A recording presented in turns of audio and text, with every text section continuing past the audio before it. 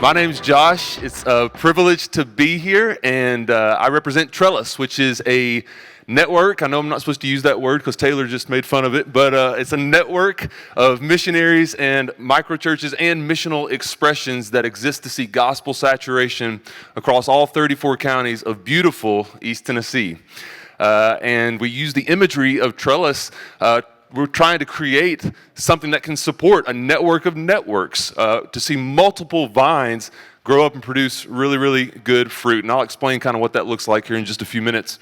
But first, I want to kind of tell you the backstory. Our family, about a decade ago, first got introduced to the concept of disciple-making movements. Of course, that's a fashionable missional buzzword these days, DMM, when we were missionaries in the great country of Haiti. And we served there for a while. We made a lot of mistakes along the way, but we ended up raising up a lot of indigenous missionary Haitian leaders to start and catalyze a disciple-making movement. That movement today has over 1,000 house churches, so they call them simple churches, that blanket the map of Haiti. And we were like, man, this is incredible.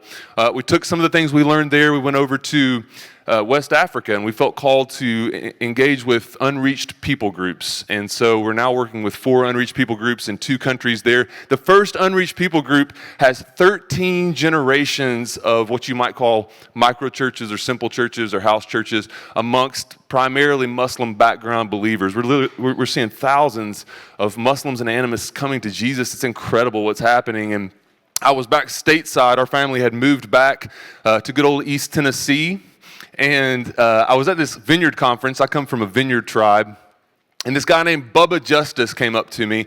He's from Alabama, which can help explain his name a little bit. No offense to the Common Thread guys that are coming up next. And Bubba Justice said, hey, Josh, that's really, really great what's happening around the world. But you're in East Tennessee now. What's going on there, man?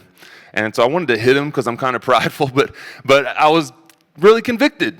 You know, I was like, man, we're seeing DMM all around the world. You guys are hearing about this stuff. A lot of you are reading the same stuff I am. What's happening in India and China and West Africa and all over. I prayed about it. We felt convicted. We made some little attempts at things here and there in East Tennessee, but primarily I just kept doing the work overseas and being satisfied with that. And then COVID comes around, right? And we're all struggling. The North American church is trying to figure things out. We're reeling, many of us, and don't know what to do. And I remember jogging in the park back like midsummer, a park right outside of Knoxville, Tennessee, close to where I'm from. And I was in tears. I was mad at God, but really at the church. And I said, God, I'm done with church. I can't do this North American church thing anymore. And I felt like God said in that moment, you're not done with church. You love the church. I'm going to show you some new ways that are rooted in ancient ways. And at the same time, I got this mental image. It was really crazy of this game, which I think is going to come up behind me here. This is called Thin Ice. I don't know if you guys have ever played this game. I had not played this game in several years with my kids when I had this image in the park. And I was like, what in the world? Why is that coming up, Lord? And as I prayed into it, you see there on that game, you pull like a paper towel tied over a surface, and you take those tongs and you pick up a wet marble and you drop them on the paper towel. And so little kids love it because you go in a circle and everybody takes turns doing it, and the anticipation of that marble going through is really, really exciting for little kids. And I hadn't played it in a few years, and so I said, God, why are you giving me that image? And I felt like in that moment God was saying, you're to be like one of those marbles. And we've never seen a true disciple-making movement in North America, but that doesn't matter. You're to be obedient, to be dropped like a marble, and you might not be the one to see breakthrough, but it's coming, and when one marble goes through, all of them are going to flood through. And I think that's one of the many amazing things that God is doing in North America. I think we're going to see new, beautiful, incredible things. Everybody's all woeful right now because of COVID and the church is reeling, but I think it's one of the most wonderful gifts that God could have possibly given us. And I know that's kind of controversial because COVID's been brutal, but I think out of it, God's going to do an incredible thing. And so, when we, as international missionaries, we ask crazy questions, stuff like, what's it going to take to reach an entire people group, unreached people group. That's an audacious kind of question. And, we never really asked that kind of question in North America. At least I hadn't. I didn't know you were allowed to ask that kind of questions. And so as I was praying through what God might want to see done, we started saying, what's the wig take? What's it gonna take that God might want to give us? And we found out that the wig take for us was what's it gonna take to reach East Tennessee? The unchurched, the de-churched, and the I'm freaking done with churched, because there's a lot of them. Even in the Bible Belt where I'm from, it's not the Bible Belt anymore. There's a ton of churches, but there's nobody in them, And so we started praying, we started engaging with some different people in our area, some friends of mine who also wanted to live like missionaries, some who already were, and we just started praying and praying and praying. And shortly thereafter, around January, about 8 of us got together in Knoxville, Tennessee. And we started just hearing from the Lord that we were to begin to go through a missionary pathway together, a kind of DMM training. We started to do that. We started to live as missionaries in the places where we eat, work, learn, and play. And we started training some other missionaries at the same time. A vision started to come together, and Trellis started to form. And we believed that startup hub in Knoxville was to be the first of 3.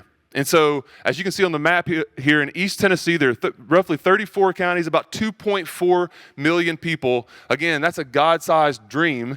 But we believed that we wanted to start a hub in Knoxville, raise up missionaries there, and then shortly thereafter start 2 other hubs. One up where it says Bristol. This is called the Tri-Cities area. So Bristol is one of 3 cities in the Northeast that we believe is very strategic. And we are currently forming a hub there. And then a 3rd hub down in the greater Chattanooga area, which is currently being formed. So there is a hub that's coming together with lots of additional missionaries and people that are starting to live as missionaries that are under those hubs. We have a vision to see at least 1 hub in each of the 34 counties in East Tennessee. And so where we're currently at, we've got, like I said, 3 kind of startup hubs, actually 4, because there's one county right outside of Knoxville that is starting a hub. These hubs will be filled with equipping teams. We kind of see ourselves as having a mission-sending organization in every county, except we're not raising up missionaries to go overseas, but we're empowering indigenous missionaries, indigenous to their counties.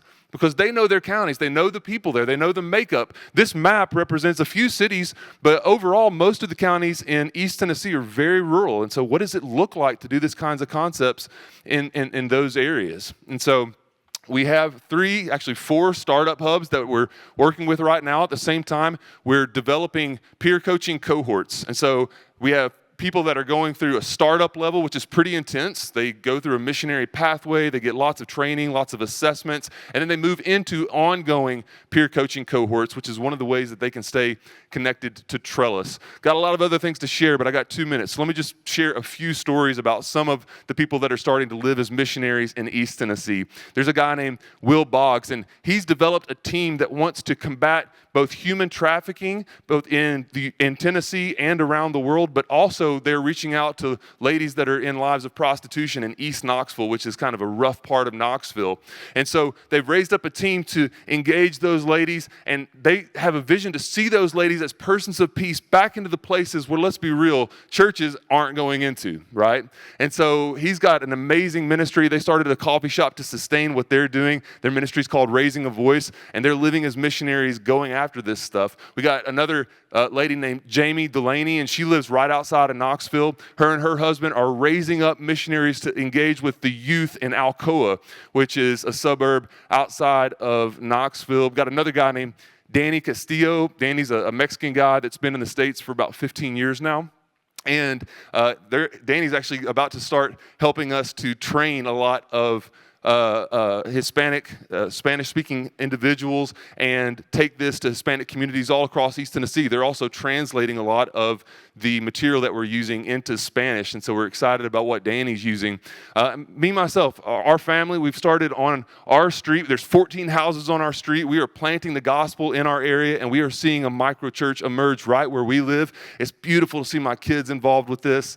We have also strategic partnerships with Casey Underground, and those guys are really helping us out a lot, as you can probably tell from some of the language I'm using. Also, Forge America has played a huge role. A couple of those guys are over there. They're helping to coach us. We thank you for the opportunity to partner with you, and we want to see, like I said, gospel saturation and kingdom come across beautiful East Tennessee. So thank you for your partnership. Thank you for your time.